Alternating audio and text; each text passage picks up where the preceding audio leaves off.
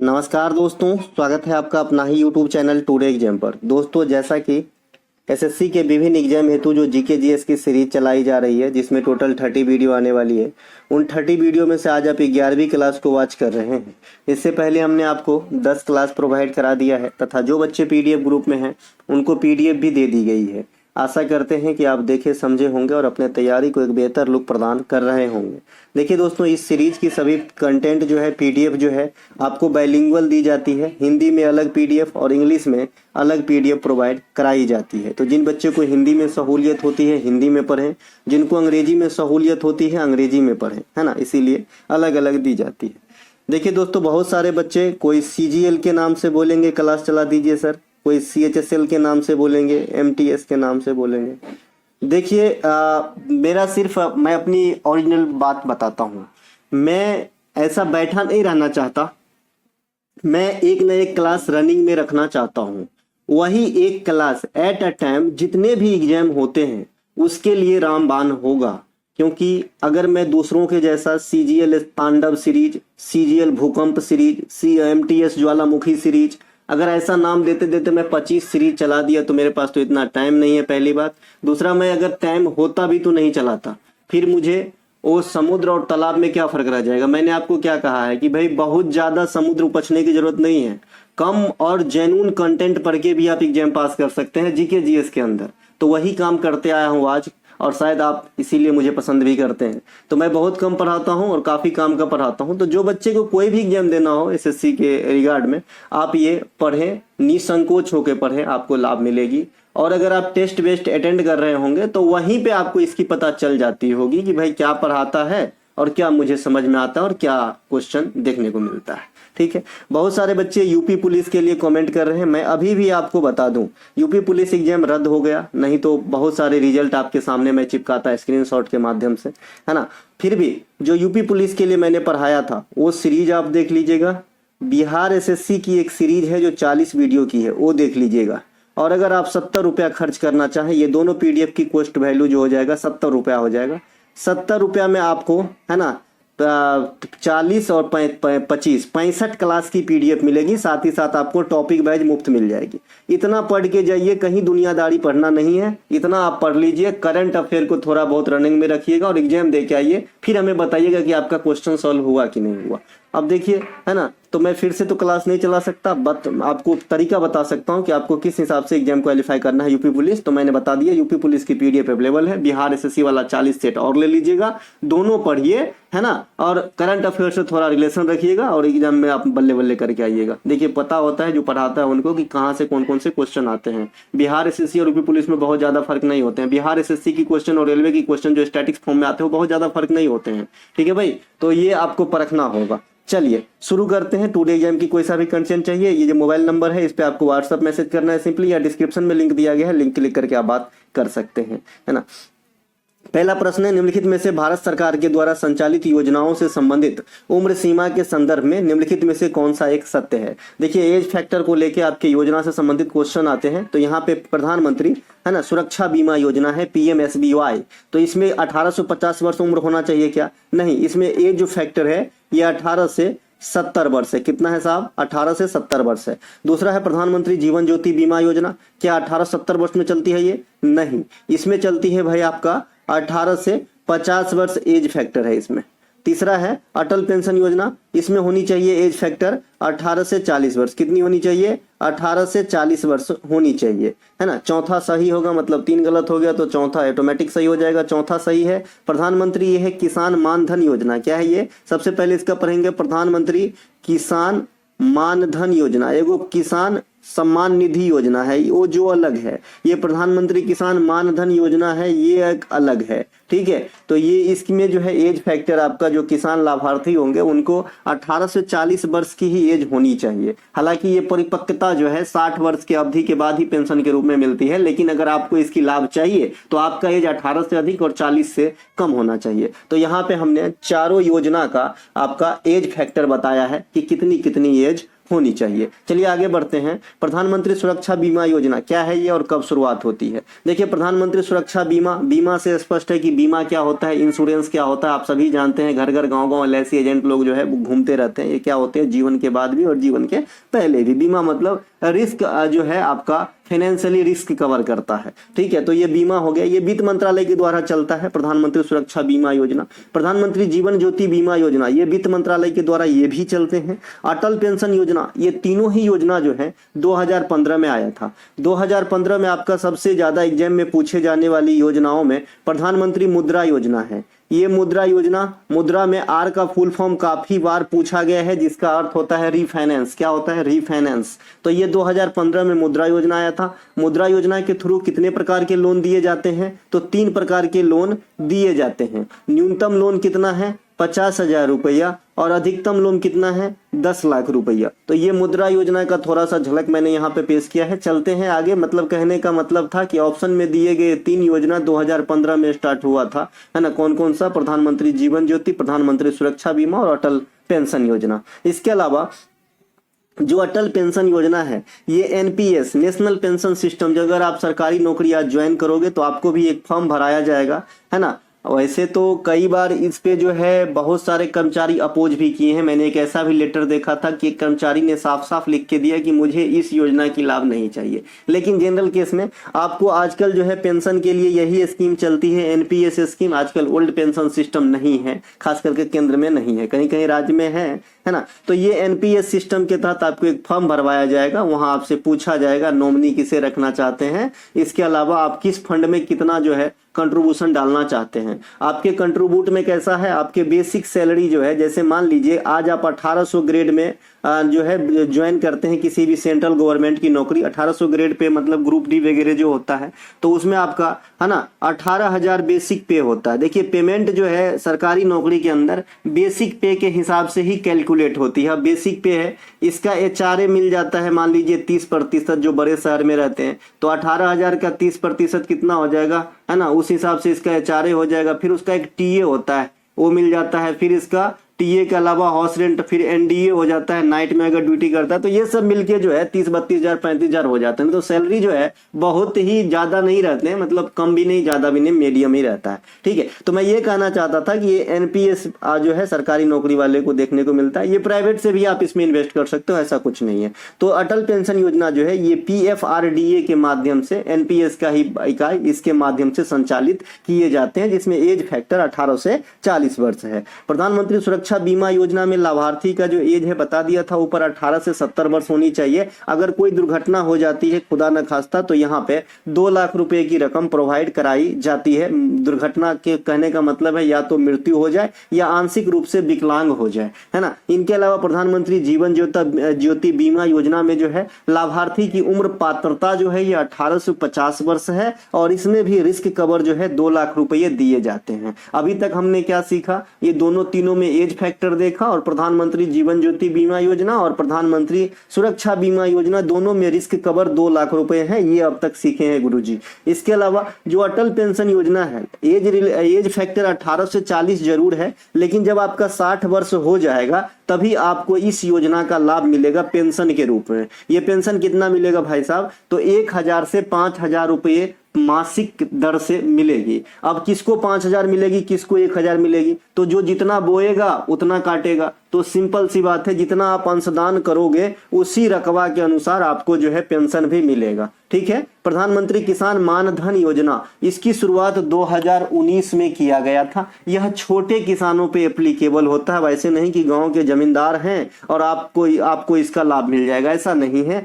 ये छोटे किसानों पे लागू होते हैं। इसमें भी 1840 जो है आपका एज फैक्टर रखा गया है। लेकिन इस योजना में भी अगर आपको पेंशन प्राप्त करना है तो आपको 60 वर्ष की उम्र तक इंतजार करना होगा, और इसमें पेंशन की राशि 3,000 रुपया महीना दी जाती है। एक होता है दादा प्रधानमंत्री किसान सम्मान निधि योजना, इसकी शुरुआत भी 2019 में ही गोरखपुर से हुआ था, है ना। इसके अलावा इस योजना के तहत 2,000 रुपये की राशि साल में 3 बार दी जाती है, यानी 6,000 रुपये की राशि 4 महीने के अंतराल पे आपके बैंक खाता में सरकार के द्वारा ट्रांसफर किया जाता है। तो ये है दादा प्रधानमंत्री किसान सम्मान निधि योजना। अब थोड़ा सा 1 सेकेंड का टाइम लूंगा। ये है हमारा टॉपिक बैच का लुक जो है ना, जो ई बुक फॉर्मेट में बना दिया है ताकि आप लोग एग्जाम के समय भी आराम से निकाल के इसे रिवाइज कर सको। इसमें 18 से 20 इंपॉर्टेंट टॉपिक को रखा गया है। इसके अलावा जो क्लास आप वॉच कर रहे हैं ये 30 क्लास है जो एसएससी के हर एग्जाम पे एप्लीकेबल है। इसकी वैल्यू है 49 रुपया कॉस्ट है अगर आप कंटेंट लेते हैं। दोनों बाइलिंगुअल है ये, है ना। ये है रेलवे में 30 क्लास आने वाली है। अभी 9 क्लास हुए हैं, इसकी भी वैल्यू 49 रुपया रखी गई है। ये है ई बुक भी बाइलिंगुअल है, आपको हिंदी और अंग्रेजी दोनों में मिल जाएगा, है ना। ई बुक अगर आप जिसमें भी आप पढ़ना चाहते हैं दोनों में मिल जाएगा, है ना। तो आपको जो सा भी कंटेंट चाहिए आप डिस्क्रिप्शन में लिंक है, लिंक क्लिक करके ले लो और एग्जाम के बाद इसकी फायदा आप खुद ही बताओगे। जैसे आप देखे होंगे कि कई बार जो हम स्क्रीनशॉट आपसे साझा करते हैं सफल होने के बाद, तो वही वाला चाहिए एक फोटो आपसे, है ना। इसीलिए लगा हो, नहीं तो कोई बड़ी बात नहीं, मैं जो है इतने ये नहीं है ना। ब्यास, रावी और सिंधु प्रमुख नदियों में से कौन सा एक पंचनद में शामिल नहीं है ना। कहने का मतलब है ज्यादा फेमस होने की शौक नहीं है दादा मुझे, है ना। तो ये सिंधु नदी है ना, सिंधु नदी जो है ये पंचनद में शामिल है, पंचनद में शामिल है ना। पंचनद में जो 5 नदी शामिल हैं ये हैं झेलम, सतलज, ब्यास, चिनाव और रावी। तो ये 5 नदी जो है पंचनद में शामिल हैं, इन्हें ध्यान रखेंगे। ये सीजीएल में भी पूछा गया है, सीपीओ में भी पूछा गया है पास्ट में, ठीक है। विशाल झील के श्रेणी में जो 5 गो झील आता है ये आपको ध्यान रखना है। ये कौन कौन है? मिशिगन, सुपीरियर, ओंटारियो, ईरी, हारून। इसको मैंने एक ट्रिक बताया था, है ना, जाने दीजिए थोड़ा सा ना, बताया था पहले, है ना। आंटी का मशीन है ये आंटी, इस प्रकार से मैंने आपको बताया था। याद रखने के लिए जो भी आपकी फनी में कुछ भी याद रख सकते हैं, याद रहना चाहिए, है ना। तो आप अपने अपने हिसाब से देख लीजिएगा, मैंने अपने जमाने में याद रखा था। मिशिगन सिर्फ अमेरिका में ही प्रभावित होती है, बाद बाकी जो आपका अन्य झील है ना, झेलम, सॉरी माफ कीजिएगा, सुपीरियर है, ओंटारियो है, ईरी है, हारून है, ये सभी के सभी आपके अमेरिका के साथ साथ कनाडा में भी प्रवाहित होती है। यहाँ पे आप देख सकते हैं मिशिगन वाला पार्ट जो है ये सिर्फ अमेरिका के अंदर है। ये है मिशिगन झील, है ना, ये वाला जो पार्ट है ये है मिशिगन झील, ये अमेरिका में फ्लो होते हैं। बाद बाकी जितने भी झील हैं ये अमेरिका के साथ साथ कनाडा में भी अटैच हैं। ये मतलब झीलों के महान झील के श्रेणी के जो 4 अन्य झील हैं उसकी बात हम कर रहे हैं। इंडिया में सबसे बड़ी झील कौन से हैं, आप लोगों से आंसर डिमांड करूंगा क्योंकि ये छोटी सी क्वेश्चन में भी बच्चों को कंफ्यूजन रहता है। इनके अलावा तिब्बत के मानसरोवर के पास से निकलने वाली 3 प्रमुख नदियां जो भारत में बहती है ये है सिंधु, सतलज, ब्रह्मपुत्र। तो इन्हें भी ध्यान रखेंगे। ये अलग अलग ग्लेशियर से निकलती है लेकिन ऐसा मानना है आपको कि ये एक ही जगह तिब्बत से निकलती है। सिंधु नदी का उद्गम जो है ये बोखारछू ग्लेशियर से होती है,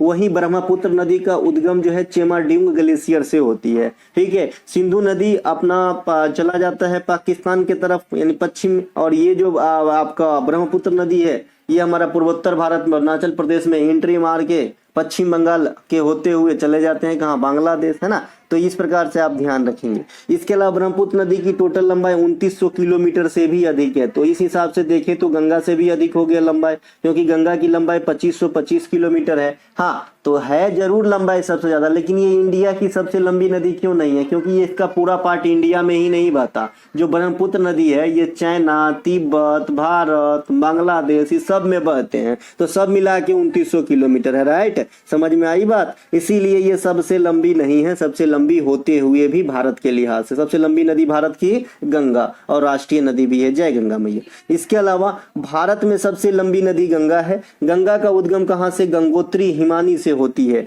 कई दफा आपने देखा होगा कि गंगोत्री हिमानी से निकलने वाली नदियां हैं निम्नलिखित में से ऑप्शन में गंगा रहता ही नहीं है। उस हिसाब से आप क्या करोगे? तो उस हिसाब से भागीरथी आपके ऑप्शन में होते हैं। कहीं ना कहीं देखें तो गंगा डायरेक्ट गंगोत्री से थोड़ी निकल रहा है। गंगा तो 2 संयुक्त जल धाराओं का मिश्रण है जो आपका भागीरथी, है ना, और अलकनंदा के मिलने से बनती है। तो इस हिसाब से ये गंगोत्री का जो स्रोत है मेन भागीरथी का स्रोत है, और इसी का फॉर्मेशन जब मिल जाता है तब गंगा। तो इसीलिए ऑप्शन में कभी कभी गंगा देता ही नहीं है और आपसे पूछता है कि निम्न में से गंगोत्री से कौन सी नदी निकलती है, तो भागीरथी ऑप्शन में होता है वहां पे।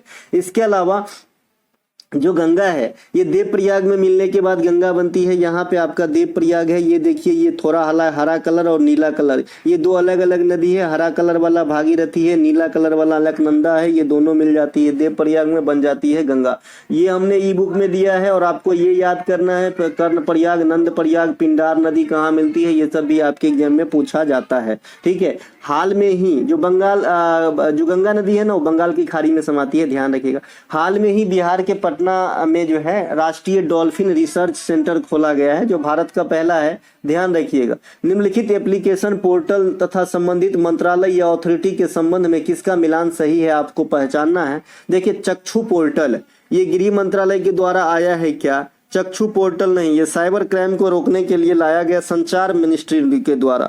सक्षम एप्लीकेशन चुनाव आयोग के द्वारा आया है, तो रिजर्व बैंक ऑफ इंडिया क्या कर रहा है। ई सरस एप्लीकेशन ग्रामीण विकास मंत्रालय के द्वारा, रोजगार प्रयाग पोर्टल उत्तर प्रदेश सरकार के द्वारा। बताइए इसमें से ऑप्शन नंबर सी एकदम सही है। ऑप्शन नंबर डी अगर आप प्रयाग को देखते हैं उत्तर प्रदेश के साथ मैच कर रहे हैं तो भी गलत हो जाएगा, क्योंकि ये जो रोजगार प्रयाग पोर्टल है ये उत्तराखंड राज्य के द्वारा चलाया गया है, न कि उत्तर प्रदेश के द्वारा। तो ऑप्शन नंबर सी यहाँ पे राइट आंसर हो जाएगा। ई सरस एप्लीकेशन जो है ये ग्रामीण विकास मंत्रालय के द्वारा चलाया गया है। बाद में की चक्षु पोर्टल जो है ये आपका चलाया गया है किसके द्वारा, संचार मंत्रालय के द्वारा। सक्षम एप्लीकेशन जो है ये दिव्यांग जन के लिए चलाया गया है चुनाव आयोग के द्वारा। रोजगार प्रयाग पोर्टल जो है ये उत्तराखंड सरकार के द्वारा एक ही खिड़की पे सभी प्रकार की रोजगार संबंधित जानकारी के लिए चलाया गया है। ई सरस एप्लीकेशन बता दिया यहाँ पे ग्रामीण विकास मंत्रालय के द्वारा लॉन्च किया गया। इस एप्लीकेशन की मदद से स्वयं सहायता समूह की जो महिलाओं के द्वारा उत्पाद बनाए जाते हैं, स्वयं सहायता समूह गाँव में चलते रहते हैं, जानकी स्वयं सहायता समूह है ना, अरुणा स्वयं सहायता समूह, आपने बोर्ड देखा होगा गांव खेरे में। मैं गांव से बिलोंग करता हूं तो देखा हूं, जो शहरी भाई हैं उनको प्रणाम, शायद वो नहीं देखे होंगे है ना। तो ये जो है ई कॉमर्स तक जोड़ना है ना, इनका लक्ष्य है भैया। ई सरस से शहर में भी होता है लेकिन कम देखने को मिलता है, क्योंकि शहर में और भी काम होते हैं, गाँव में इतने काम नहीं होते हैं भाई। तो ज्यादातर जो भी मिल जाए वहाँ जो लोग जुड़े हुए होते हैं ना। हाल में ही रिजर्व बैंक ऑफ इंडिया के द्वारा प्रवाह पोर्टल और उद्गम पोर्टल, ये दोनों portal reserve bank of India के द्वारा जारी किया गया है ना। इस पोर्टल का क्या काम है रिजर्व बैंक ऑफ इंडिया के अंदर, तो अनुरोध किए गए आवेदन पर निर्णय लेने हेतु ये प्रवाह पोर्टल का है, और जो उद्गम पोर्टल है वो ट्रांजैक्शन को ट्रैक करने के लिए चलाया गया है। ठीक है, तो ये दोनों ही पोर्टल ध्यान रखेंगे। रिजर्व बैंक ऑफ इंडिया जब भी कोई स्कीम कुछ भी लाएगा आपके एग्जाम के लिहाज से इंपॉर्टेंट हो जाता है। मैंने रिजर्व बैंक ऑफ इंडिया के विषय में स्टैटिक्स थ्योरी काफी दे दिया हूँ। कहाँ से दिया हूँ,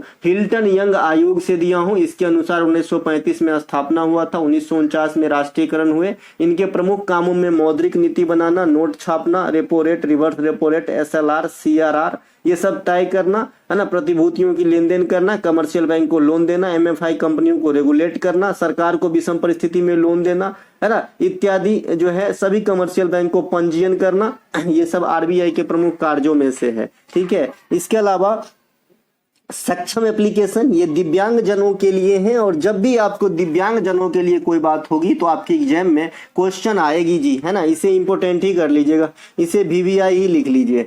सक्षम एप्लीकेशन दिव्यांग जनों के लिए तथा इन कोर एप्लीकेशन, ये दोनों ही एप्लीकेशन यानी सक्षम एप्लीकेशन और इन कोर एप्लीकेशन ये दोनों ही निर्वाचन आयोग भारत सरकार के द्वारा चलाया गया था। अभी मुख्य चुनाव आयुक्त कौन है जी, राजीव कुमार साहब हैं, है ना। इनके अलावा चुनाव आयोग ने पैरा तीरंदाज शीतल देवी को दिव्यांग जन आइकन नियुक्त किया है। तो ये भी अपने आप में, जैसे महेंद्र सिंह धोनी साहब को SBI ने ब्रांड एम्बेसडर घोषित किया है, वैसे ही यहाँ पे आप चुनाव आयोग के लिहाज से समझ लीजिए जो दिव्यांग जन है ना, उनके लिए आइकन के रूप में शीतल देवी जो क्या खेलती है, तीरंदाज आर्चरी से संबंधित है, इनको बनाया गया है। हाल में ही संभव एप्लीकेशन इंडियन आर्मी के द्वारा चलाया गया है। संभव एप्लीकेशन ये भी जो है विचार विमर्श करने के लिए एक एप्लीकेशन है। इनके अलावा सारथी पोर्टल ये केंद्रीय कृषि मंत्री अर्जुन मुंडा, एक सेकेंड यहाँ पे थोड़ा सा जो है यहाँ पे यहाँ पे स्पष्ट मैं लिखना चाह रहा था कि नए मंत्रिमंडल में ये जो मंत्री का पद है ये बदल जाएगा, इसीलिए आप ये लाल कलर में देखने हैं। तो यहाँ से अभी तक इग्नोर कीजिए, मंत्री परिषद का जो है ये होने दीजिए आवंटन, मैं आपको जो है बता दूंगा। तो यहाँ पे सिर्फ ये याद रखिए सारथी पोर्टल, अभी ये क्वेश्चन इसको पूरे के पूरे ही इग्नोर कीजिए, ठीक है, ये लाइन ही इग्नोर कीजिए, नहीं तो कंफ्यूज हो जाएगा, क्योंकि 2-3 दिन 4 दिन के बाद 9 तारीख को शायद कल ही है ना, तो इसके बाद सब कुछ अलग हो जाएगा इस लिहाज से। हाल में ही साइबर फ्रॉड को रोकने के लिए दूरसंचार विभाग द्वारा चक्षु पोर्टल, चक्षु मतलब नेत्र होता है ना, ग्रामीण विकास मंत्रालय के द्वारा कुआं में जल स्तर को मापने के लिए जलदूत एप्लीकेशन लाया गया था। तो ये तो कई बार एग्जाम में आ चुके हैं। इसके अलावा असम में मनाए जाने वाली प्रमुख त्योहार मी डम मी फी में किसकी पूजा की जाती है? इंपॉर्टेंट क्वेश्चन है ये, मी डम मी फी, है ना, ऐसा नाम है जैसे मान लीजिए ये त्योहार ना हो, इंग्लिश का कोई है ना फ्रेज हो, है ना। तो ये जो मीडम मीफी है ये पूर्वजों या पितरों की पूजा की जाती है या याद की जाती है। जैसे मैं बिहार से हूँ तो वहाँ पे जो नया साल होता है, जिसे हमारे मिथिलांचल रीजन में, मैं बिहार की एक रीजन है मिथिलांचल रीजन, जहाँ से आप मिथिला पेंटिंग का नाम सुने होंगे, तो हमारे यहाँ का ही उपज है ये। तो ये जो मिथिलांचल है, यहाँ पे जो नववर्ष होता है उसे हम जूड़ शीतल बोलते हैं। क्या बोलते हैं? जूड़ शीतल बोलते हैं। आपके एसएससी ने ये क्वेश्चन भी पूछ रखा है कि शीतल का त्योहार कहाँ मनाया जाता है, तो बिहार में, है ना, नववर्ष के अवसर पे, ठीक है। तो ये जूड़ शीतल के त्योहार में हम लोग भी, हमारे जो पितर हैं, हमारे जो पूर्वज हैं जो अब इस दुनिया में नहीं है, तो उनकी जो अंत्येष्टि की जगह है जहाँ पे उनको जलाया गया है, तो क्या होता है कि जैसे शहर बाजार में शवदाह गिरी होते हैं, और अभी भी बिहार वगैरह में, जैसा कि जहाँ तक मैं देख पाया हूँ, तो अपने अपने जो जमीन होते हैं वहाँ पर ही जलाते हैं, या फिर गंगा या फिर जो नदी होते हैं उनके किनारे जो है जलाने का काम करते हैं। तो अगर उनकी अंत्येष्टि अपने जमीन में जलाया गया है तो उनका जो एक पिंड होता है उनको लिपापोती किया जाता है इस नववर्ष के अवसर पे। तो हम पितरों की पूजा नववर्ष के अवसर पे करते हैं बिहार के अंदर। वैसे ही ये असम के अंदर पितरों की पूजा जो है ये आपका अलग वे में करते होंगे, मैं इतना तो नहीं जानता कैसे करते हैं, लेकिन जो पितरों की पूजा होती है इस त्योहार में की जाती है मी दम मीफी में। कहाँ पे? असम के अंदर। याद रखिएगा, पूछा जाता है। असम में मनाए जाने वाले अन्य प्रमुख त्योहारों में आप आएंगे डोल जात्रा त्योहार। इस त्योहार को शुरू करने का श्रेय भी शंकर देव साहब को दिया जाता है। क्यों भाई? क्योंकि जो सत्रिया नृत्य है वो भी शुरू किए हैं शंकर देव साहब, इसीलिए भी शब्द यहाँ पे इम्फेसाइज कर रहा है इस सेंटेंस को, ठीक है। तो डोल जात्रा त्योहार ये असम का है जो शंकर देव साहब के द्वारा शुरू किया गया था। सबसे लेटेस्ट सत्रिया शास्त्रीय नृत्य है जो असम से संबंधित है। इस शास्त्रीय नृत्य को शुरू करने का भी श्रेय वैष्णव संत शंकर देव को ही दिया जाता है। और इसके जो भी सरनेम है मैंने आपको बता दिया है। 99% जगह पे काम करेगा इसके कैरेक्टर याद रखने में। मैंने बताया था भाई बोरबयान क्या होता है, बोरबयान। सैकिया क्या होता है, सैकिया क्या होता है, गोस्वामी, है ना, गोस्वामी। तो इस प्रकार से ये जो तीनों सरनेम में आप देखेंगे तो जान लीजिएगा 99% केस में ये सत्रिया नृत्य से संबंधित कैरेक्टर की बात हो रही है। इसी प्रकार से मैंने बताया था भाई रेड्डी सरनेम रहे तो आप चले जाना कहाँ पे, कुचिपुड़ी में चले जाना। महाराज रहे तो आप कथक में चले जाना। इसके अलावा हमने कहा था झावेरी या सिंह रहे तो आप मणिपुरी में चले जाना। आप खुद ही बोल के देखिए ना, 99% जगह पे सटीक बैठेगा। तो भाई याद हुआ तो ठीक, नहीं हुआ तो तुक्का मार, तुक्का मार जिसमें 1% रिस्क का 99% फायदा हो, तो ऐसा तुक्का तो मैं हर दिन मारूंगा। इसके अलावा असम की कामाख्या मंदिर के प्रांगण में प्रतिवर्ष जून महीने में अंबुबाची मेला लगता है। देखिए अंबुबाची मेला के बारे में ये भी पूछा जाता है कि ये किस मंदिर के प्रांगण में लगता है, तो कामाख्या मंदिर में। कामाख्या देवी शक्तिपीठ आपका जो है असम में है, और यहाँ पे कामाख्या में जो है आपका अंबुबाची मेला लगता है, और पर वर्ष जून महीने में लगता है, ठीक है। इनके अलावा असम को पहले आप कामरूप भी कहते थे और प्राग ज्योतिषपुर भी कहते थे। क्या कहते थे भाई? प्राग ज्योतिषपुर, है ना, प्राग्ञ ज्योतिष, है ना, प्राग्ञ ज्योतिषपुर और कामरूप, ये असम को ही पहले कहते थे। असम के अन्य प्रमुख त्योहारों में आएंगे माजुली फेस्टिवल। माजुली आइलैंड भी है, रिवर आइलैंड, दुनिया की सबसे बिग रिवर आइलैंड है। बैसागु महोत्सव, बिहू साल में 3 बार होता है। है ना, बता दिए थे कौन कौन से बिहू होते हैं और कब कब होते हैं, जिसमें रंगोली बिहू को नववर्ष के साथ आप रिलेट करेंगे तो आपको याद रखने में सहूलियत होगी। कैसे? क्योंकि रंगोली बिहू जो है अप्रैल में होता है, और आपको पता होगा कि लास्ट फरवरी अब मार्च महीने में होली होता है, तो होलियो रंग वाला त्योहार है, तो आप ऐसे याद रखेंगे कि जो रंग वाले के पास रंगोली बिहू, ठीक है, ऐसे याद रख सकते हैं आप। अली आई लिंगांग, ये भी त्योहार आपके, है ना, असम में ही मनाया जाता है। असम में दुनिया की सबसे बड़ी रिवर आइलैंड माजुली है, ब्रह्मपुत्र नदी पे स्थित है। ब्रह्मपुत्र नदी को असम का शौक नहीं भाई, है ना, शोक कहा जाता है, मातम कहा जाता है। प्रतिवर्ष तहलका मचाने वाली बाढ़ आती है। असम के गुवाहाटी में पूर्वोत्तर भारत का पहला एम्स की स्थापना पिछले साल अप्रैल 2023 में किया गया था। प्रधानमंत्री नरेंद्र मोदी ने हाल में ही मार्च 2024 होगा, यहाँ 24 कर लीजिएगा, मार्च 2024 में स्टेचू ऑफ बेलोर, जैसे स्टेचू ऑफ यूनिटी है, स्टेचू ऑफ इक्वालिटी है, स्टेचू ऑफ नॉलेज है, वैसे ही ये स्टेचू ऑफ बेलोर है। स्टेचू ऑफ बेलोर है, ये किनके प्रतिमा है? लचित बरफुकन का।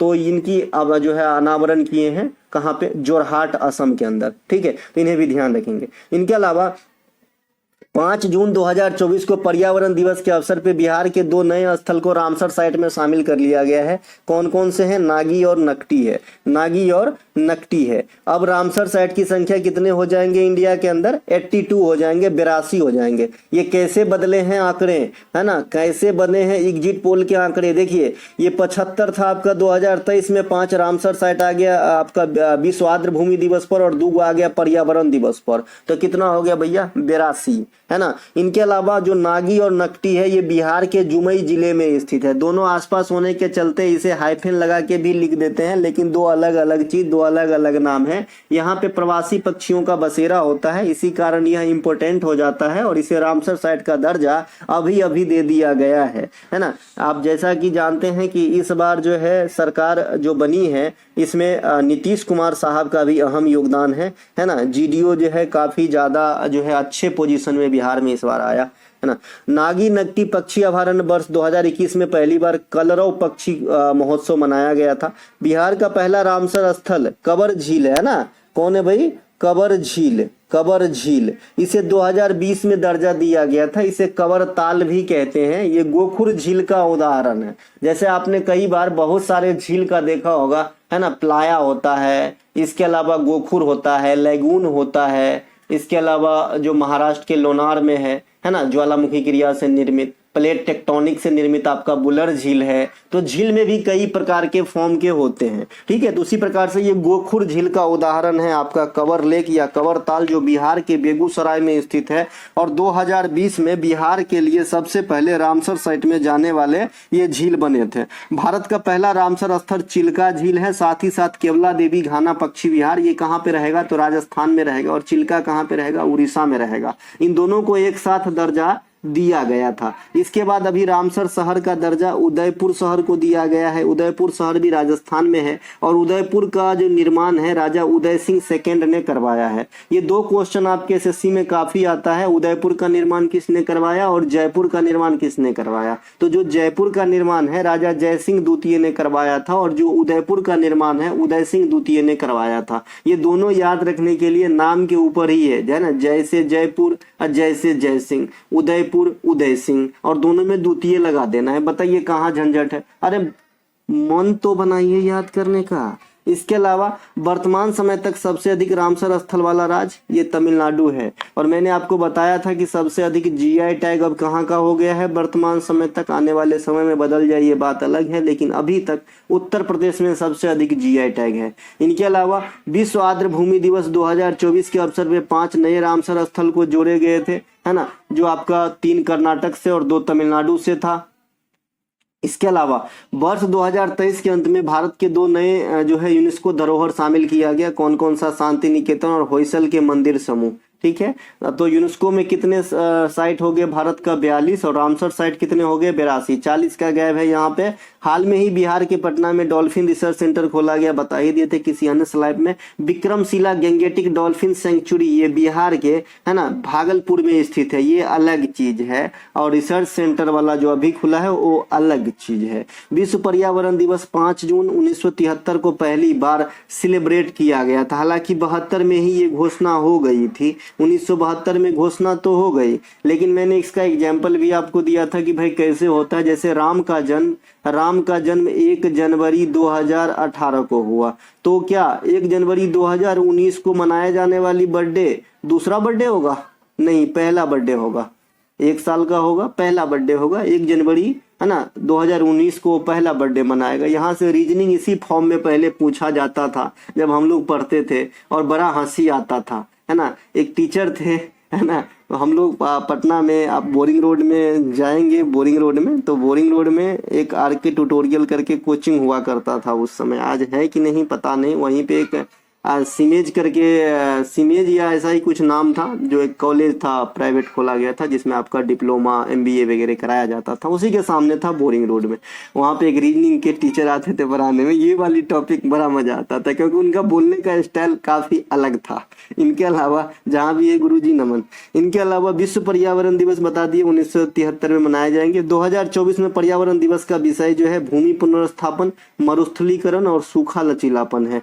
इसके अलावा विश्व जल दिवस 2024 का विषय क्या था? शांति के लिए जल। तो इस प्रकार से आपको ध्यान रखना है। इसके अलावा मटकी, छोलिया, गिरिडा और कर्मा, ये 4 जो है आपके फोक डांस का नाम है भाई। तो इसमें से कौन सा एक नृत्य फॉर्म जो है ये मध्य प्रदेश से संबंधित नहीं है, आपसे पूछा जा रहा है। इन चारों में अगर आप बात करेंगे तो छोलिया नहीं है। ये जो छोलिया नृत्य है ये मार्शल आर्ट फॉर्म जैसा नृत्य है, और ये उत्तराखंड राज्य में किया जाता है। कहाँ का है भाई प्रचलित छोलिया? तो ये उत्तराखंड में होते हैं। बाद बाकी देखिए, अगर शुद्ध मन से देखें, है ना, अगर आप पूरी तरीके से फोकस करके देखना चाहते हैं तो कर्मा भी मध्य प्रदेश का नहीं है। लेकिन मैंने आपको बताया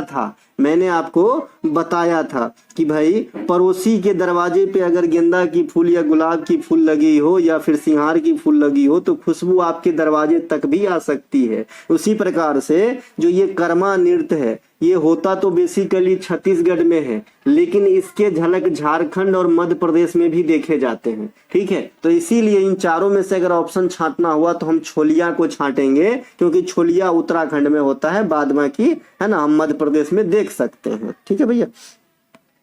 मध्य प्रदेश के प्रमुख नृत्य में अगर आएंगे तो आपका फूलपति नृत्य, जवारा नृत्य, मुड़िया, राय, मटकी जो है ये मलवा क्षेत्र में होता है, मालवा रीजन में। तो ये आपका मध्य प्रदेश में ये सब नृत्य फॉर्म आपको देखने को मिलेगा। कर्मा नृत्य छत्तीसगढ़ में की जाती है। छत्तीसगढ़ के अंदर अन्य प्रमुख नृत्य में आएंगे तो सैला, सुआ, पंथी, पाली, पंडवानी, गेंडी, राउत, नाचा, है ना, ये सब आपके छत्तीसगढ़ में देखने को मिलेगा, है ना। ये सब जो भी नृत्य इस लाइन में आपने देखा। मध्य प्रदेश में दिवाली के शुरुआत के समय एक बरदी नृत्य किया जाता है। बरदिये इस प्रकार से नाम है, बरदिया, इस प्रकार से एक बरदिया नृत्य किया जाता है मध्य प्रदेश में दिवाली के शुरुआती समय में। ठीक है, उसी प्रकार से छत्तीसगढ़ में दिवाली के शुरुआत पर ककसार लोक नृत्य किया जाता है। ऐसे ऐसे क्वेश्चन CGL वगैरह ढूंढते रहते हैं कि भाई एक फोक डांस पूछा और उसका समय या फिर जाति पूछ दिया, है ना। तो ये थोड़ा सा जो है आप दृष्टि को बढ़ाएंगे तभी समझ पाएंगे,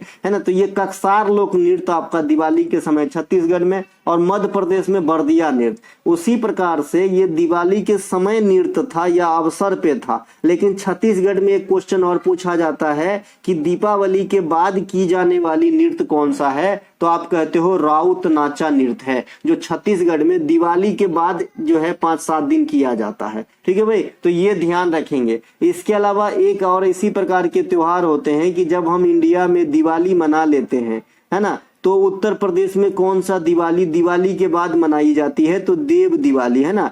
देव दिवाली का त्योहार जो है ये दिवाली के बाद मनाई जाती है आपका, कहाँ पे, है ना, बनारस में गंगा त्योहार भी होता है और बनारस में देव दिवाली भी मनाई जाती है।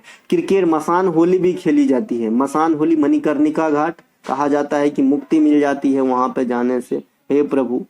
क्रिकेट का अंडर-19 एशिया कप 2023 के विजेता कौन है? तो ये बांग्लादेश है। कौन है भाई? बांग्लादेश है ना। अंडर-19 एशिया कप ये 2023 के विजेता बांग्लादेश है। उपविजेता UAE है, संयुक्त अरब अमीरात है ना। इसके अलावा अभी T20 वर्ल्ड कप चल रहा है। कहाँ चल रहा है आप लोग कमेंट कर दीजिएगा। कमेंट करने का मतलब ये नहीं कि मैच देखते बैठिएगा, सिर्फ जगह वेन्यू याद रखना है प्लेयर ऑफ द सीरीज याद रखना है, कौन जीता कौन हारा याद रखना है। इतना से ही काम चल जाती है हमारी। सब दिन मैच को पकड़ के बैठेंगे तो जिंदगी बैठ जाएगी भैया, है ना। आईपीएल में यही समझा रहा था। और आईपीएल के कारण बहुत सारे बच्चे की पढ़ाई डिस्टर्ब होती है। ये जब मैं पढ़ता था तब भी देखता था, और जब से ये जो फैंटेसी क्रिकेट वगैरह आए हैं, है ना, लगता है कि 49 रुपया में करोड़पति बन जाएंगे। क्या फायदा पढ़ लिख के नौकरी सोकरी, है ना। तो हमारे कई सारे ऐसे दोस्त हैं जो 49 रुपया लगा के मुझे फोन करता है कि आज 10 लाख तुम्हें भेजूंगा। ठीक है। एशिया कप 2023 के विजेता, उप विजेता श्रीलंका है और विजेता भारत है। एशिया कप में आपने देखा एक बॉलर जो है काफी चमक गया था वहां पे। इसके अलावा एक दिवसीय अंतर्राष्ट्रीय क्रिकेट वर्ल्ड कप 2023 के विजेता ऑस्ट्रेलिया है, उप विजेता कौन है, भारत है ना। इसके अलावा ICC under 90 cricket world cup 2024 के विजेता, आईसीसी अंडर 90 वाला अपना उदय सहारन साहब कप्तान थे इसके, है ना। तो विजेता ऑस्ट्रेलिया, उप विजेता भारत। बहुत सारे केस में क्रिकेट के बड़े बड़े जो है ना आपका की टूर्नामेंट है उसमें आप देखेंगे विजेता ऑस्ट्रेलिया, उप विजेता भारत रहा हाल में। विश्व टेस्ट चैंपियनशिप विजेता ऑस्ट्रेलिया, उप विजेता भारत। पहला ये टेस्ट चैंपियनशिप का कैमा एडिशन था, तो दूसरा पहला एडिशन का विजेता कौन था, न्यूजीलैंड, और वहां पर भी रनर अप कौन रहा था, भारत ही रहा था, है ना। रणजी ट्रॉफी 23-24 के विजेता आप घरेलू प्रतियोगिता में आते हैं तो मुंबई है, और उप विजेता कौन है, मुंबई का भाई विदर्भ है, क्योंकि ये दोनों महाराष्ट्र में ही है। इनके अलावा दूसरा प्रीमियर लीग महिला का, है ना, WPL जिसे आप बोलते हैं, 2024 में राजस्थान रॉयल जीता है, उप विजेता दिल्ली कैपिटल्स रहा है। पहले वाले के विजेता कौन रहा था, MI रहा था। विजय हजारे ट्रॉफी 2023 के विजेता हरियाणा, उप विजेता राजस्थान। सैयद मुश्ताक अली ट्रॉफी 2023 के विजेता पंजाब, उप विजेता बड़ोदरा। तो ये था आज क्रिकेट के, है ना, जो भी लेटेस्ट ट्रॉफी सीरीज श्रृंखला है सभी के बारे में। चाइल्डहुड डेज ए मेमोयर नामक पुस्तक के लेखक किसने लिखा है या कौन लेखक है, चाइल्डहुड डेज, है ना, सबके लिए एक यादगार, है ना। तो ये आपका सत्यजीत रे साहब है। सत्यजीत रे साहब वर्साटाइल जो है पर्सन थे, काफी ज्यादा ज्ञानी, है ना। पिक्चर बनाते थे, गाना लिखते थे, गाना गाते थे, डायरेक्ट करते थे, एक्ट करते थे, तो आप कह सकते हो कि लेखक भी थे, है ना। चाइल्डहुड डेज ए मेमोयर नामक पुस्तक बंगाली भाषा में सत्यजीत रे के द्वारा लिखा गया है। सत्यजीत रे एक महान लेखक, चित्रकार, फिल्म निर्माता, गीतकार, डिजाइनर इत्यादि थे। ठीक है। इन्होंने कई सारे पुस्तकों का लेखन कार्य किए, जिनमें प्रमुख है speaking of film, deep focus, है ना, deep focus, reflection on cinema, Sonar Kella नाम से स्पष्ट है कि अदर भाषा के होंगे। विषय चलचित्र, विषय है ना, बंगाली में अगर आप विषय को बोलेंगे विषय, इस प्रकार से। तो ये भी उसी प्रकार से, लेकिन ये फ़ॉन्ट सपोर्ट नहीं करेगा, फिर अंग्रेजी में BISHOY लिखना पड़ेगा, तो इस प्रकार से है ना। शोंकु समग्र, इंडिगो इत्यादि, ये जो भी बड़े बड़े कृत्य हैं, इनके लेखक कौन है, सत्यजीत रे साहब हैं। इनके अलावा सत्यजीत रे को 1992 में भारत रत्न, इनके अवार्ड गिनिए। 1992 में भारत रत्न, 1985 में दादा साहब फाल्के पुरस्कार, 1976 में पद्म विभूषण, 1965 में पद्म भूषण, है ना। इतने पुरस्कार जो हैं इनको दिए गए, किनको, सत्यजीत रे साहब को। सत्यजीत रे साहब वह हस्ती है जो चार्लिन चैपलिन के बाद, है ना, दूसरा पर्सन बना था जिनको ऑक्सफोर्ड विश्वविद्यालय के द्वारा डॉक्टरेट की मानद उपाधि दी गई थी। दिया जाता है ना डॉक्टरेट की मानद उपाधि, है ना, तो इनको मिला था ऑक्सफोर्ड विश्वविद्यालय से। एक एक बात को जो है गांठ बांध के रखेंगे, कभी भी कुछ भी पूछा जा सकता है। इसके अलावा सत्यजीत रे के द्वारा पिक्चरों में पाथेर पंचाली काफी प्रमुख है। रेलवे आज भी पूछ दिया करता है, अगर आप SPD का किताब पढ़े होंगे या पढ़ रहे हैं तो कम से कम 20-25 जगह तो ये वाले पिक्चर का नाम आपको देखने को मिल जाएगा। प्रथम भारतीय जिन्होंने ऑस्कर प्राइज जीता ये भानु अथैया है। किस लिए मिला था, रिचर्ड एटनबरो की फिल्म गांधी में कॉस्ट्यूम डिजाइनिंग के लिए दिया गया था। प्रसिद्ध पुस्तक अनफिनिश्ड ए मेमोयर की लेखिका कौन है, प्रियंका चोपड़ा है। वेटिंग फॉर वीजा के लेखक कौन है, भीमराव अम्बेडकर साहब है। The race of my life के लेखक कौन है, मिल्खा सिंह साहब है। व्हाई इंडिया मैटर्स के लेखक कौन है, S जयशंकर साहब है। 4 स्टार डेस्टिनी के लेखक कौन है, मनोज मुकुंद नरवणे साहब हैं। Overdraft saving the Indian saver, ये पुस्तक का नाम है, overdraft saving the Indian saver. ये अभी जो वर्तमान गवर्नर है RBI के, उर्जित R पटेल साहब, तो इनके द्वारा लिखा गया है। ठीक है भाई। इनके अलावा जो थर्ड पिलर है, व्हाट डू आई डू, ये सब भूतपूर्व गवर्नर, लेकिन ये वाला जो है अभी के गवर्नर जो उर्जित आर पटेल है उनके द्वारा लिखा गया है, तो ये भी इंपॉर्टेंट है। देश का पहला ग्रीन हाइड्रोजन सेल बस की शुरुआत, इस लफ्ज में ही 2 क्वेश्चन का आंसर है। देखिए एक खाली है भाई, ये ग्रीन शब्द हटा दूंगा तो आंसर बदल जाएगा, क्योंकि हरित हाइड्रोजन और खाली हाइड्रोजन दोनों में फर्क। तो देश का पहला ग्रीन हाइड्रोजन सेल बस की शुरुआत किस राज्य या केंद्र शासित प्रदेश में किया गया? आपके पता होगा पिछले साल है ना, हरदीप सिंह पुरी ने दिल्ली में इस बस को माफ कीजिएगा, हरी झंडी दिखा के रवाना किए थे, है ना। तो ग्रीन हाइड्रोजन सेल बस जो है ये दिल्ली में पहली बार चला, तो ये केंद्र शासित प्रदेश में आ जाएगी, है ना। केंद्रीय मंत्री हरदीप सिंह पुरी ने सितंबर 2023 में पहली ग्रीन हाइड्रोजन फ्यूल सेल बस को हरी झंडी दिखाकर दिल्ली में रवाना किया। इसी प्रकार से अभी आपसे एक क्वेश्चन पूछ रहा है कि भाई एलएनजी आधारित बस का संचालन सबसे पहले कहाँ हुआ? तो ये महाराष्ट्र में हुआ है। लिक्विफाइड नेचुरल गैस एलएनजी का होता है, ये भी प्रदूषण को कम करने के लिहाज से ही इस प्रकार से जो नए नए चीज से चलने वाले ईंधन के तौर पे जो वैकल्पिक ईंधन का प्रयोग किया जा रहा है, ये सब का एक ही मोटो है, कार्बन उत्सर्जन को कम करना। ठीक है, तो एलएनजी से संचालित जो बस चला है ये महाराष्ट्र में चला है। एलएनजी से संचालित जो बस वगैरह हैं या फिर अन्य वाहन है, इस पे चर्च पहले केरल में भी किया जा चुका है, लेकिन अभी हाल फिलहाल की बात करेगा तो महाराष्ट्र आंसर होगा। इसके अलावा भारत का पहला अंडर वाटर मेट्रो का उद्घाटन ये आपके कोलकाता में हुए हैं। कहाँ पे? कोलकाता में। और अगर आपको बात करें कि इंडिया में सबसे पुरानी मेट्रो भी कहाँ चली, तो कोलकाता के अंदर ही चली थी। इसके अलावा देश में सबसे लंबी ब्रिज या सेतु अटल सेतु का उद्घाटन जनवरी 2024 में नरेंद्र मोदी साहब जो है बंबई के अंदर किए थे। ये सेतु जो है आपका सिवड़ी तालुका से उरन तालुका को जोड़ने का काम करता है, और इसकी लंबाई जो है 21.8 किलोमीटर होने के साथ साथ ये इंडिया के सबसे बड़ी ब्रिज बन जाती है। और इस ब्रिज को बनाने में जो आर्थिक सहयोगी रहा है ये जापान देश भी रहा है। अरे दादा, पंचवर्षीय योजना के समय रूस, जापान, माफ कीजिएगा, रूस, जर्मनी और ब्रिटेन की सहयोगी से जो फैक्ट्रिया आपका स्थापित हुआ दुर्गापुर, राउरकेला और भिलाई, वो पूछा जा सकता है। तो कि नया वाले में से ये सहयोगी नहीं पूछे जा सकते, इसने कौन सा गुनाह किया है, तो इसे भी ध्यान रखिए। इसके अलावा भारत का पहला 3D प्रिंटेड डाकघर ये बंगलुरु के अंदर खोला गया है। भारत का पहला राज्य जिन्होंने आर्टिकल 44 अपनाया उत्तराखंड है। ये नई शिक्षा नीति जो आया अपना, तो ये भी अपनाने वाला राज्य उत्तराखंड ही बना था पहला। भारत का पहला राज्य जिन्होंने जातिगत जनगणना कराया, हमरो बिहार। इसके अलावा भारत का पहला राज्य जिन्होंने जैविक राज्य का दर्जा पाया, ये सिक्किम है। भारत का पहला डिजिटल राज्य केरल है। भारत का पूर्णतः डिजिटल केंद्र शासित प्रदेश जम्मू कश्मीर है। भारत का पहला हर घर जल वाला राज्य गोवा है। पूर्वोत्तर भारत का पहला हर घर जल वाला राज्य अरुणाचल प्रदेश है। इसके अलावा भारत का पहला केंद्र शासित प्रदेश जहां हाइड्रोजन ईंधन सेल बस सेवा की शुरुआत की गई, ये लद्दाख है। अब देखिए, इससे पहले जो है आपने दिल्ली भी केंद्र शासित प्रदेश में ही आता है, लद्दाख भी केंद्र शासित प्रदेश में ही आता है। यहाँ हाइड्रोजन ईंधन सेल बस सेवा है, वहां पे है ग्रीन हाइड्रोजन सेल बस था। ठीक है, तो ग्रीन वाला कहेगा तो दिल्ली और खाली हाइड्रोजन कहेगा तो लद्दाख। इन दोनों में थोड़ा सा फर्क है, ध्यान रखिएगा। इसके अलावा बच्चों के लिए डिजिटल हेल्थ कार्ड बनवाने वाला पहला राज्य उत्तर प्रदेश। बच्चों के लिए बजट में अलग से राशि निकालने वाला राज्य एमपी बना था, यहाँ पे नहीं लिख पाया हूँ।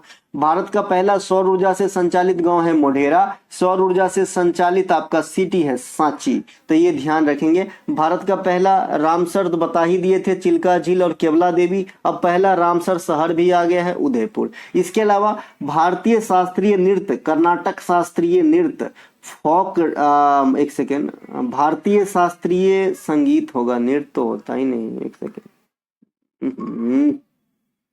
ठीक है। भारतीय शास्त्रीय संगीत, कर्नाटक संगीत, फोक डांस इत्यादि तथा वाद्य यंत्र, ये सब में से जो भी कैरेक्टर हैं उनसे संबंधित किसका मिलान जो है गलत दिया गया है, आपको मैं ये क्वेश्चन लिखना चाहा हूं। ठीक है, देखिए कोई भी क्वेश्चन कहीं से हूबहू नहीं उठाता, मैं खुद ही लिखता हूं, तो अपनी लैंग्वेज होती है हमारी, आपको मैं ज्यादा से ज्यादा समझा सकूं, दे सकूं, यही कोशिश होती है भैया, और एग्जाम में अच्छा करा सकूं। ठीक है, जयंती कुमारेश बीना, बहुत अच्छा, जयंती कुमारेश बीना ही बजाते हैं। कर्नाटक संगीत में बीना जो है प्रमुख वाद्य यंत्र होते हैं, है ना। बीना माँ सरस्वती की वाद्य यंत्र भी है, और बीना को ही सबसे ओल्डेस्ट, ये भी पूछा गया है, ओल्डेस्ट आपका जो है म्यूजिकल इंस्ट्रूमेंट है आपका बीना। ठीक है, तो जयंती कुमारेश अपने आप में सही बैठा है। जयंती कुमारेश को 2022 में संगीत नाटक अकादमी पुरस्कार भी दिया गया था, 2022 के लिए दिया गया था, माफ कीजिएगा। भागवतुल्ला सेथुरमम, ये कुचिपुड़ी से संबंधित है क्या? तो तो ये भी एकदम संबंधित है। जो बी सेथुरमन है, सेथुरम है, ये कुचिपुड़ी से संबंधित है। कला विजयन भरतनाट्यम गलत है। कला विजयन को जो है ये आपका मोहिनी अट्टम से संबंधित है, न कि भरतनाट्यम से संबंधित है। सुधा चरण महतो छौ से संबंधित है। नोट, आंसर तो सी हो गया। नोट करके एक चीज यहाँ पे मैं लिखा हूं, विकल्प में दिए गए सभी पात्र यानी जो भी कैरेक्टर हैं उनको 2022 के लिए संगीत नाटक अकादमी पुरस्कार से सम्मानित किया जा चुका है ना। ये जो बड़े बड़े महारथी टीचर आपको रिझाते हैं नए नए कैरेक्टर का नाम डाल के कि भाई हमने तो आज तक रविशंकर साहब ही सुने थे, ये अरविंद पारेख साहब कहाँ से आ गए यार सितार बजाने के लिए, ये अनुष्का शंकर कहाँ से आ गए भाई, ये बुद्धादित्य मुखर्जी कहाँ से आ गए। तो भैया ये ऐसा होता है कि जो संगीत नाटक अकादमी पुरस्कार मिलता है तो वहीं से आपके टॉपिक में एक आध नाम घुसेर दिए जाते हैं। तो बच्चे को क्या लगता है, well very good, fully updated class. अरे भाई साहब नमन है। चलिए आगे, कला विजयन का संबंध मोहिनी अट्टम नृत्य से है, 2022 के लिए संगीत नाटक अकादमी पुरस्कार से सम्मानित किया गया है ना। तो ये वाला मिसमैच हो गया था, भरतनाट्यम से कर दिए थे, इसीलिए आपका आंसर भी है। बीना के अन्य प्रमुख वादकों में आएंगे तो बदरुद्दीन डागर साहब है ना, सुंदरम बालचंद्रन साहब, एस बालचंद्रम, दोरासामी अयंगर, ये सब बीना बजाते हैं। छौ 3 जगह होता है बता दिया था, सरायकेला, पुरुलिया, मयूरभंज, ये जगह का नाम है। सरायकेला आपका झारखंड में, पुरुलिया आपका पश्चिम बंगाल में और मयूरभंज आपका उड़ीसा में होगा। जो उड़ीसा में छौ होता है ना उसमें है ना मुखौटा नक्काशी का इस्तेमाल नहीं किया जाता है, बाद में के छौ में मुखौटों का इस्तेमाल किया जाता है। वैसे ही मैंने आपको बताया था कि भाई स्वांग या मुखौटा का इस्तेमाल किस शास्त्रीय नृत्य में होता है। आप लोगों के लिए ही क्वेश्चन छोड़ता हूं कि किस शास्त्रीय नृत्य में स्वांग या मुखौटा का इस्तेमाल किया जाता है। मोहिनीअट्टम केरल में महिलाओं के द्वारा की जाने वाली प्रमुख शास्त्रीय नृत्य है। इसमें भगवान विष्णु के मोहिनी स्वरूप को दर्शाया गया है, इसीलिए इसे जादूगरनी का नृत्य भी कहा जाता है। आपको पता है ना, मोहिनी भंग करने आया था, एक जो है भस्मासुर था, उसको भस्म करने के लिए भी मोहिनी को दिखाया गया है। बहुत सुंदर थे उनके रूप। इनके अलावा कुचिपुड़ी नृत्य का उद्गम आंध्र प्रदेश के गांव कुचिपुड़ी से हुआ है। इस नृत्य को आधुनिक स्वरूप तक लाने का श्रेय सिद्धेंद्र योगी को दिया जाता है। इस नृत्य के प्रमुख कलाकारों में यामिनी कृष्णमूर्ति, वेदांतम सत्यनारायण, हलीम खान, अपर्णा सतीशन, वेम्पति सत्यम और जो भी रेड्डी फैमिली है, राधा रेड्डी, राजा रेड्डी, दीपिका रेड्डी, गद्दाम पद्मजा रेड्डी, ये सभी के सभी आपके कुचिपुड़ी नृत्य में आ जाएंगे। अगला प्रश्न है हमारा, निम्नलिखित में से प्रमुख खिलाड़ी तथा उनके खेल के साथ मिलान कीजिए। अब आपको मिलान सही किया गया है कि गलत, है ना, एक सेकेंड, मिलान सही किया गया मतलब किसका मिलान सही है ये आपको पहचानना है कि कौन सा खेल खेलते हैं, भाई साहब या बहन जी। ठीक है, देखिए अंतिम पंघाल, ये भाई साहब है कि बहन जी, तो ये बहन जी है, मुक्केबाजी नहीं कुश्तेबाजी करती है। अमित पंघाल, ये भाई साहब हैं, ये कुश्ती नहीं ये मुक्केबाजी करते हैं। एक्चुअली एक दूसरे को उल्टा पुल्टा कर दिया गया है। प्रीति पवार घुड़सवारी नहीं करती है, प्रीति पवार जो है घुड़सवारी नहीं करती है। अर्शप्रीत सिंह ये एथलेटिक्स 20 किलोमीटर रेस में जो है भाग लेते हैं, एकदम सही है। तो ऑप्शन नंबर डी यहाँ पे राइट आंसर हो जाएगा, बाद बाकी तीनों गलत है, उल्टा पुल्टा करके दिया है। एक अर्शदीप सिंह है जो क्रिकेट खेलते हैं भाई, जैसा कि आपने देखा होगा। अक्षदीप सिंह है कि अर्शदीप सिंह, अक्षदीप सिंह है शायद, है ना, ये नहीं क्या पंजाब में खेलते हैं, है ना, बॉलर है खतरनाक वाला। इसके अलावा अंतिम पंघाल का संबंध कुश्ती से है ना, अंतिम पंघाल का संबंध कुश्ती से है। पेरिस ओलंपिक 2024 के लिए 53 केजी वर्ग में क्वालिफाई किया है। किसकी बात हो रही है, अंतिम पंघाल का। अंतिम पंघाल के नाम कई सारे रिकॉर्ड हैं, जिसमें प्रथम रिकॉर्ड और फेमस रिकॉर्ड कौन सा है कि वर्ष 2022 में अंडर-20 विश्व कुश्ती चैंपियनशिप में पदक जीतने वाली पहली महिला बनी थी भारतीय स्तर पे। तो ये एक रिकॉर्ड बनाई, अगले साल फिर से सेम पदक जीत गई पुनः, है ना। 2023 के अंदर 2023 में अंडर-20 विश्व कुश्ती चैंपियनशिप में फिर से स्वर्ण पदक जीत ली। कौन भैया, अंतिम पंघाल। तो 2 साल 2 स्वर्ण पदक, वो भी कहाँ, विश्व कुश्ती चैंपियनशिप में। तो ये बहुत बड़ी बात होती है, इनके नाम ये रिकॉर्ड है। इनके अलावा अमित पंघाल भाई साहब, ये क्या मुक्केबाजी से संबंधित है, इन्होंने भी पेरिस ओलंपिक के लिए क्वालिफाई किया है। प्रीति पवार का संबंध 54 किलोग्राम महिला मुक्केबाजी से, जैसे मैरी कॉम मैडम है वैसे ही ये भी है। कौन, प्रीति पवार। इसके अलावा पेरिस ओलंपिक के लिए क्वालिफाई करने वाले एकमात्र घुड़सवार कौन बने हैं इस बार, अनुष अग्रवाल। इससे पहले आपने घुड़सवार के नाम में इंडिया में फेमस होता हुआ किसे सुना था, फवाद मिर्जा को, है ना,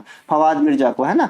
इसके अलावा अर्शप्रीत सिंह, अक्षदीप सिंह, राम बाबू, विकास सिंह, परमजीत बिष्ट, सूरज पवार, प्रियंका गोस्वामी, सभी एथलेटिक्स वर्ग में एक ही खेल में भाग लेंगे इस बार के पेरिस ओलंपिक में। कौन सा खेल है वो? 20 किलोमीटर रेस वॉक में भाग लेंगे, और इसमें किस में आएगा? एथलेटिक्स में आ जाएगा। ठीक है, तो ये हमने आज आपको ये दर्शाया है कि ओलंपिक खेल में इस बार हमारी जो कौम जा रहा है इसमें कौन कौन से नए चेहरे जा रहे हैं। एक क्वेश्चन बड़ा इंपॉर्टेंट आपको देखने को मिलेगा, हो सकता है ऐसा कोई क्वेश्चन पूछे एग्जामिनर कि निम्नलिखित में से कौन से विख्यात प्लेयर इस बार के पेरिस ओलंपिक में भाग नहीं ले रहे हैं या क्वालिफाई नहीं कर पाए। तो जो बजरंग पुनिया साहब है ये क्वालिफाई करने में असफल रहे, इसीलिए आपको पेरिस ओलंपिक में ये नजर नहीं आएंगे। इनके अलावा जैसे कि आपने क्रिकेट वर्ल्ड कप में वेस्ट इंडीज टीम को नहीं देखा था, है ना, वो भी क्वालिफाई नहीं किए थे। तो इसीलिए कहा जाता है कि अच्छे दिन में अच्छे से रहो, क्योंकि जब दिन पलटता है तो कहीं का कोई नहीं रह जाता है। इसके अलावा ओलंपिक खेल में व्यक्तिगत पदक जीतने वाले भारतीय, अभी मैं व्यक्तिगत पदक के बारे में बताता हूं, है ना। ये व्यक्तिगत पदक है, केडी जादव हेलेंसिकी में जीता था 1952 में कुश्ती खेल में सबसे पहली बार ब्रॉन्ज मेडल, और ये व्यक्तिगत पदक जीतने वाले प्रथम भारतीय बने थे। Major Rajyavardhan Singh Rathore 2004 Athens Olympic में निशानेबाजी के अंदर रजत पदक जीते, इस प्रकार से रजत पदक जीतने वाले पहला खिलाड़ी बने व्यक्तिगत तौर पे।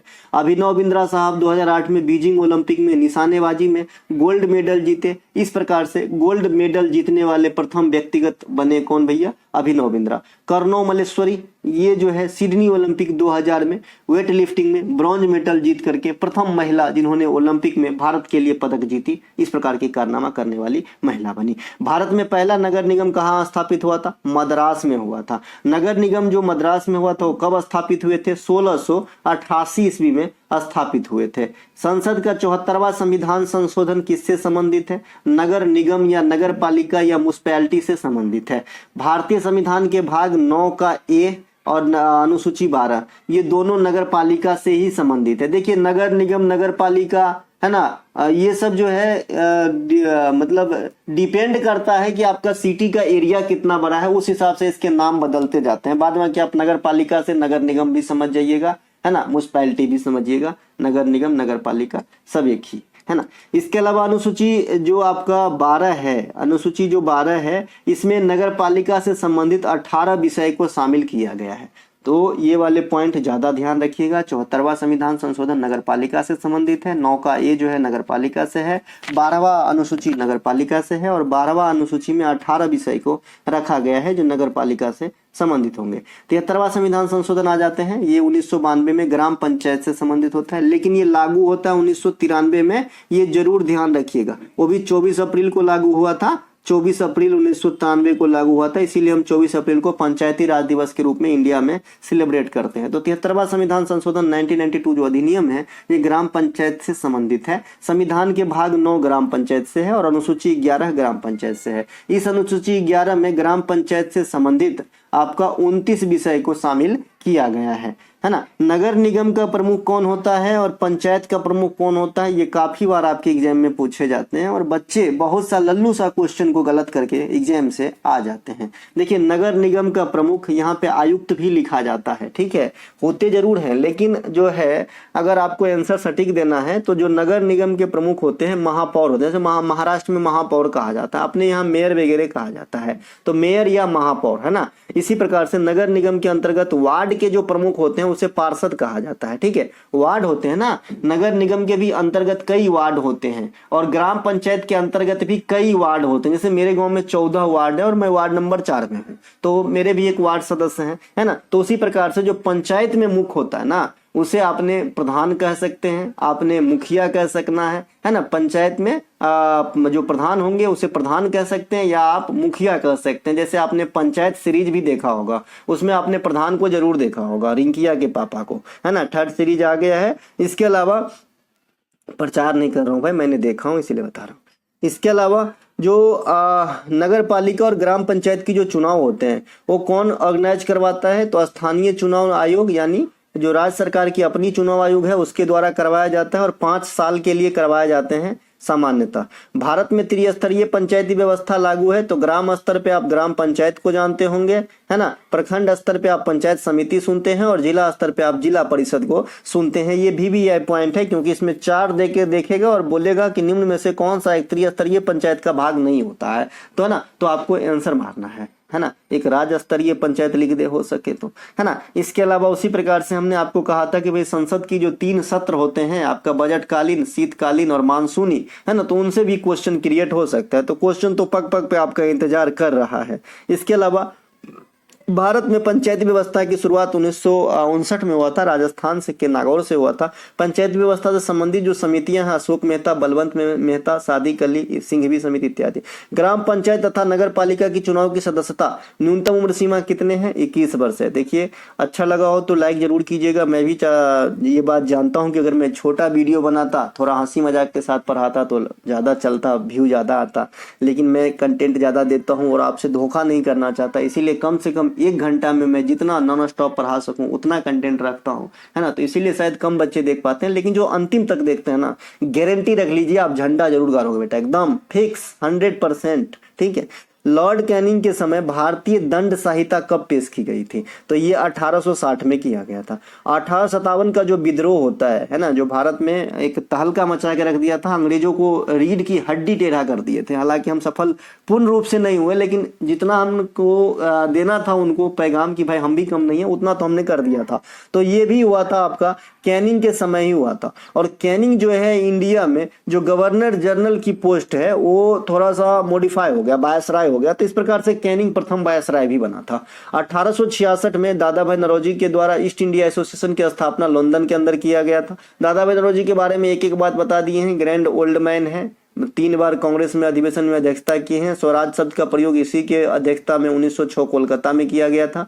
दादा भाई नौरोजी राष्ट्रीय आय का अनुमान सबसे पहले लगाया था। धन के अपवहन सिद्धांत दादा भाई नौरोजी ने ही पहले लगाया था। ब्रिटिश संसद में सिलेक्ट होने वाले प्रथम भारतीय दादा भाई नौरोजी ही थे, है ना। तो ये सब कुछ एक बात दादा भाई नौरोजी से संबंधित। इसके अलावा 1793 में कर्नावालिस के द्वारा बिहार बंगाल में जो है अस्थायी बंदोबस्त लागू करवाया गया था। 1878 में लीटन के समय जो है आर्म्स एक्ट और वर्नाक्यूलर प्रेस एक्ट आया था। ये दोनों ही एक्ट शिकंजा कसता है आदमी के फ्रीडम पे, है ना। तो जो आर्म्स एक्ट है तो वो तो सही है भाई, आप ऐसे ही खुले में हथियार लेके चलोगे, डॉन बनो फिरोगे, तो वो तो सही नहीं है ना।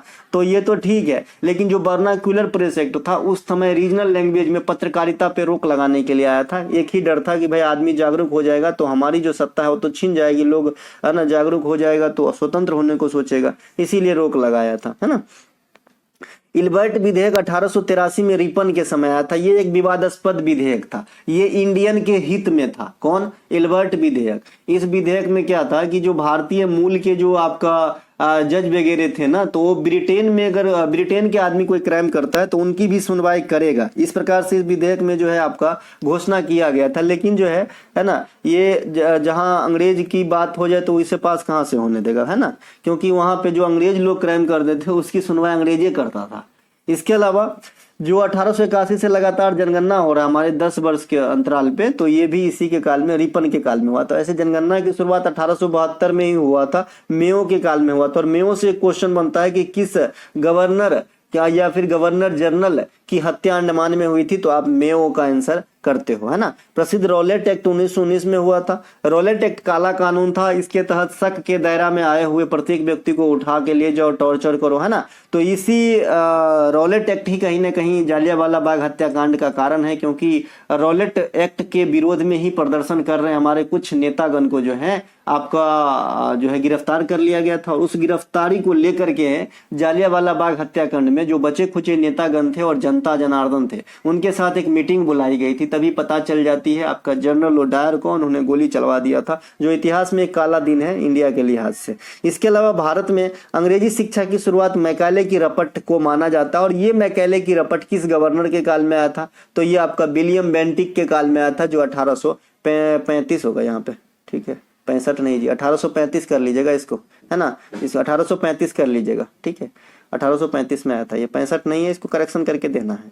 आईपीएल 2024 में ऑरेंज कैप और हर्षल पटेल को कितने विकेट मिले थे, जो पर्पल कैप के होल्डर है, ठीक है। तो ये 24 विकेट मिले थे आपको, किसको? हर्षल पटेल को। कहां से खेलते हैं हर्षल पटेल? आप लोगों के लिए एक और क्वेश्चन, ठीक है। आईपीएल 2024 में सबसे ज्यादा हर्षल पटेल किंग्स 11 पंजाब की तरफ से लिख ही दिया है, तो क्या क्वेश्चन? तो ये 24 विकेट प्राप्त किए थे, पर्पल कैप के होल्डर बने। आईपीएल में सबसे तेज 100 विकेट लेने वाले कौन है भारतीय? तो हर्षल पटेल है। देखिए पग पग वक्त पे आंसर बदलता है। सबसे तेज 100 विकेट लेने वाले भारतीय हर्षल पटेल। ओवरऑल सबसे तेज 100 विकेट लेने वाले आईपीएल में खिलाड़ी कगिसो रबाडा। और आईपीएल में सबसे ज्यादा विकेट लेने वाला यू चहल, वाई चहल, यजुवेंद्र चहल, है ना, धनेश्वरी या भाग्यश्री कुछ तो नाम है इनके पत्नी का। इनके अलावा अब इन लोगों के पत्नी का नाम नहीं लेंगे, है ना, क्योंकि जिनका नाम लेते हैं जो है वो जाने जाने को हो जाता है। अभी देखिए कुछ दिन पहले हमने कहा था हार्दिक पांड्या की पत्नी का नाम नताशा है, अब सुनने में आ रहा है नताशा जा रही है, हद है ना।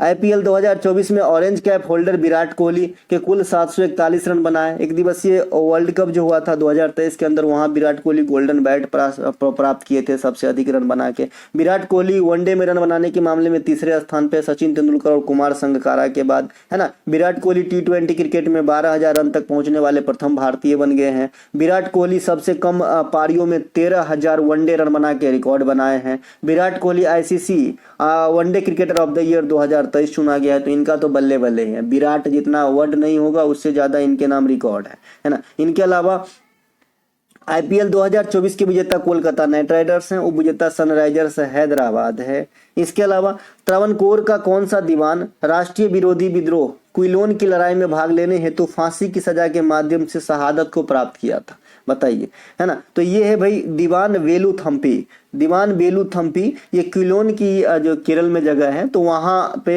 एक अंग्रेज के खिलाफ भाग लिए थे, लड़ाई किए थे, तो उसके कारण इन्हें फांसी की सजा दे दी गई थी, है ना। आज होता तो मैं गोली मार देता सभी अंग्रेज को। इसके अलावा दीवान वेलुथम्पी जनवरी 1809 में ब्रिटिश पर हमला कर दिया। यह हमला क्विलोन में होने के कारण इसे क्विलोन की लड़ाई कहा जाता है ना। काफी क्रूर थे ये लोग, छोटे छोटे बात के लिए भी फांसी की सजाएं देते थे पहले, इसलिए कि एक को दे देंगे तो अन्य आदमी डर जाएगा। लेकिन ये इंडिया है ना। इनके अलावा यहाँ डरने की बात कहाँ, यहाँ तो छीन लेते हैं ना। भगत सिंह ने असेंबली में 8 अप्रैल 1929 को बम फेंका था। भगत सिंह साहब को फांसी की सजा कब दी जाती है ये भी पूछा जाता है। 29 मार्च 1931 को दिया, माफ कीजिएगा 23 मार्च 1931 को दिया जाता है। कहा जाता है कि ये फांसी की जो आपका समय था वो अगले दिन का था, लेकिन एक दिन पहले ही दे दिए थे, ये डर करके कि भगत सिंह के नाम से जन सैलाब का जो है भीड़ उमड़ पड़ेगा। ठीक है, ऐसा होता भी। 1857 के विद्रोह के प्रथम शहीद कौन थे? मंगल पांडे साहब थे। इनके अलावा चंद्रशेखर आजाद जो है कहाँ शहीद हुए थे खुद को गोली मारकर? तो ये अल्फ्रेड पार्क, ये कहाँ पे है? इलाहाबाद के अंदर है। मुजफ्फरपुर षड्यंत्र केस में शामिल होने के कारण युवा क्रांतिकारी नेता खुदीराम बोस साहब को फांसी की सजा दे दिए थे, और खुदीराम बोस साहब सबसे कम उम्र में फांसी की सजा प्राप्त करने वाले जो है हमारे क्रांतिकारी हुए। नमन है, ठीक है। तो ये 1908 में होता है, खुदीराम बोस साहब को जो है सजा दी गई थी। तो दोस्तों ये थे आज के प्रैक्टिस सेट का वीडियो। अगर अच्छा लगे तो लाइक कीजिएगा, है ना। चैनल पे पहली बार विजिट कर रहे हैं तो सब्सक्राइब कीजिएगा। हम मिलेंगे अगले वीडियो में, तब तक के लिए जय हिंद। अगर आपको कोई सा भी कंटेंट चाहिए डिस्क्रिप्शन में लिंक है, आप ले सकते हैं, है ना। अभी अगर आप 40, 50, 60, 70 रुपए की मोह नहीं करते हैं तो इसकी फायदा आपको एग्जाम हॉल में जरूर देखने को मिलेगी। जय।